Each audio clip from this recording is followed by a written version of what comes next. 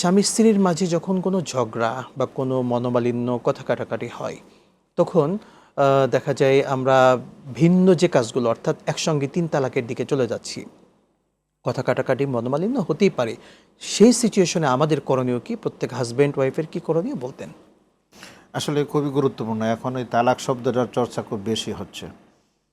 আসলে যখন স্বামী স্ত্রীর মধ্যে কোনো মতানৈক্য হয় তাহলে প্রথম তো কাজ হলো দুইজন পরস্পর কন্ট্যাক্ট করা, যে কেন দূরত্বটা হলো। যদি তারা দুজনের সম্ভব হয় এটাকে মানে সলিউশন দেওয়াতে তো হয়ে গেল, অথবা যদি তার না হয় তাহলে স্ত্রীকে বিচ্ছিন্ন আমরা করা। এই প্রশ্নটি নেব, কিন্তু একজন দর্শক যুক্ত আছেন, আমরা যুক্ত করি। জি, আসসালামু আলাইকুম ওয়া রাহমাতুল্লাহ। দর্শক কে আছেন নাম বলে প্রশ্ন করুন। জি, আমি মোহাম্মদ এনায়েত হোসেন। জি, আমার বলুন। মেয়ের একজন কানাডা প্রবাসী ছেলের সঙ্গে বিয়ে দেওয়া হয়েছে, একদম পারিবারিক ধর্মীয় এবং সব রীতিনীতি অনুসরণ করে। জি, বিয়ের পরে তারা 3 মাস একসঙ্গে ছিল, তবে চাকরির কারণে ছেলেটা চলে যায় কানাডাতে। চলে যাওয়ার পরে তারা যোগাযোগ রাখছিল ফোনে, কিন্তু গত 1 মাস হলো হঠাৎ করে ছেলেটা বলতেছে যে তোমার প্রতি আমার কোনো আকর্ষণ অনুভব করছি না।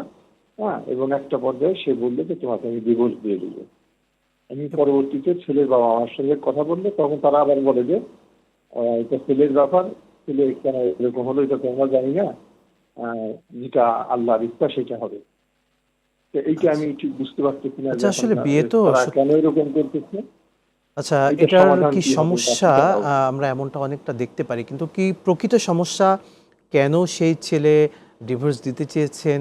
আসলে এই ব্যাপার তো আমরা অল্প কথায় আপনার থেকে জানবো না বা টেলিভিশনে জবাব দিতে পারবো না। সবচেয়ে সুন্দর হবে আপনার নিকটতম বিজ্ঞ আলেমের শরণাপন্ন হয়ে আপনি সমাধানটা পাবেন। এরপরে আমাদের উস্তাজ কিছু বলবেন। আপনি বুঝতে পেরেছেন নিশ্চয়ই, এক প্রবাসী ছেলের সঙ্গে তিনি বিয়ে দেন তার মেয়েকে, এবং ৩ মাস সংসার করেছে। সেই ছেলে যখন প্রবাসে চলে যায় ৬ মাসের পরে তিনি হঠাৎ করে বলছেন যে আমি তাকে ডিভোর্স দিয়ে দিব, সংসার আর করব না। কেন এমনটি হচ্ছে? আমরা সমাজে প্রায় এমনটা দেখি। কেন এই কালচার, এই অবস্থা কেন হচ্ছে একটু বলতেন? আসলে ওই যে ডিভোর্স দিয়ে দিবে এই কথাটা তো না দেওয়া পর্যন্ত এটা কার্যকরী হবে না।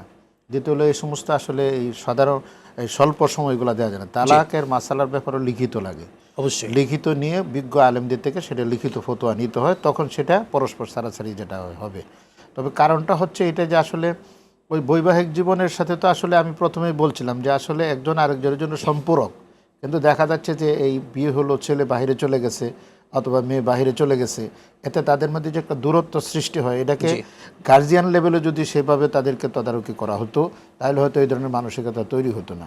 দেখা গেছে পত্র হয়তো যোগাযোগ করে নাই অথবা মোবাইল হয়তো যোগাযোগ করে নাই, অনেক সময় অনেক মানে মিস নিউজ যায় তার কাছে ছেলের পক্ষ থেকে অথবা মেয়ের পক্ষ থেকে, এবং তৃতীয় পক্ষ এগুলো লাগানোর চেষ্টা করে। এই জন্য পিতামাতা অবশ্যই এই ব্যাপারে খোঁজখবর রাখা দরকার।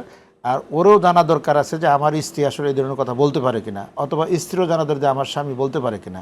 যে লোকটা নিয়মিত যোগাযোগ রাখে সেই লোক কিন্তু আসলে ওই ধরনের মিসবিহেভিয়ার দেখাতে পারে না। কিন্তু দেখা গেছে বিদেশে গেছে হয়তো অন্যদিকে চিন্তা করেছে, অথবা অন্য কোনো নারীর প্রলোভনে পড়তে পারে, কিংবা মেয়েটি অন্য কোনো ছেলের দিকে ঝুঁকেছে, এই নিউজ হয়তো তার কাছে গিয়েছে, এটাও হতে পারে। অনেক কারণ কিন্তু থাকতে পারে। এরকম অনেক ঘটনা ঘটেছে। আমরা পরামর্শ দেব, আপনারা মুরব্বীরা যারা আছেন উভয় পরিবারের, তারা একসঙ্গে বসেন। এটাও কিন্তু কোরআন সুন্নাহ নির্দেশনা। একসঙ্গে অবশ্যই বসতে হবে। আমি বলছিলাম যে তিনটায়, প্রথম হচ্ছে নিজেরা বসা, দ্বিতীয় হচ্ছে যে আসলে স্বাভাবিকভাবে স্বামী স্ত্রী একটু বিচ্ছিন্ন থাকা দিয়ে তাদের মধ্যে হয় কিনা, তৃতীয়টা ছিল যে আসলে উভয় পক্ষ থেকেই, ছেলের পক্ষ থেকে মেয়ের পক্ষ থেকে হোক, সেটা তাদেরকে বসে তাদেরকে এটা বোঝানো দরকার যে বিবাহ এটা কোনো খেলতামাশা নয়, ছেলে খেলার জিনিস না যে করলাম আবার ছেড়ে দেব। এখানে তার বংশ বিস্তার হবে, তার একটা দাম্পত্য জীবন হবে, বিশাল একটা ব্যাপার এখানে, এটা বোঝানো দরকার। আরেকটা আছে যেটা আসলে এখন আমরা করি না আর কি, বিবাহটা তো একটা ইসলামের দৃষ্টিকোণ থেকে হয়েছে। বিবাহটা ইসলামের দিক, কিন্তু এর পরবর্তী সময় স্ত্রীর ইসলামী মানে স্ত্রী হিসাবে ইসলামে কি দায়িত্ব দিয়েছে, স্বামী হিসাবে কি দায়িত্ব দিয়েছে, একটাও কোনো চর্চা হয় না। একে অন্যের যে দায়িত্বটা সেটা পালন কোনো জানেই না অনেক ক্ষেত্রে। এই জন্য আমি বলবো যে পারিবারিক জীবনে ইসলাম অনেক বই আছে, তারপরে আরও যে স্বামী স্ত্রীর অধিকার যে সমস্ত বই আছে। মালয়েশিয়াতে কিন্তু প্রি ম্যারেজ তার জন্য 3 মাসের অথবা 9 মাসের একটা কোর্স করতে হয়, তারপরে তারা বিয়ে শাদী দেয়। অর্থাৎ সেখানে বিয়ে এবং তালাক সংক্রান্ত সব মাসলা। এবং এখানে আরেকটা, আমাদের দেশে তো আসলে জেনারেল পড়াশোনাতে আসলে এগুলোর কোনো বর্ণনাই নাই। আর আমরা যারা মাদ্রাসায় পড়ি সেগুলোকে এত জটিল করে রাখা হয়েছে, যার কারণে অনেক ক্ষেত্রে দেয় অনেকে বাস্তবতা মানে উদ্ঘাটন করতে পারছে না সেখানে। এজন্য এই ধরনের কিছু ব্যবস্থা গার্জিয়ান লেভেল যারা বিজ্ঞ আছেন তারা তার স্ত্রীকে অত তার সন্তানকে অত তার পুত্রবধূকে অবশ্যই তারা এই ব্যাপারে সতর্ক করবেন যে তুমি স্ত্রী হিসাবে এই অধিকার, তুমি স্বামী হিসাবে তোমার অধিকার। আগের দিনে দাদি নানিরা কিন্তু এই সমস্ত বলতো, এখন তো সবাই ব্যস্ত, সবাই আপডেট হয়ে গিয়েছে, সব আপডেট হয়ে গেছে, ফলে ওরা মানসিক যে সিদ্ধান্ত নেয় ওইটাই পরে কার্যকরী হয়ে যায়, একটা বিশৃঙ্খলা ঘটনা ঘটে।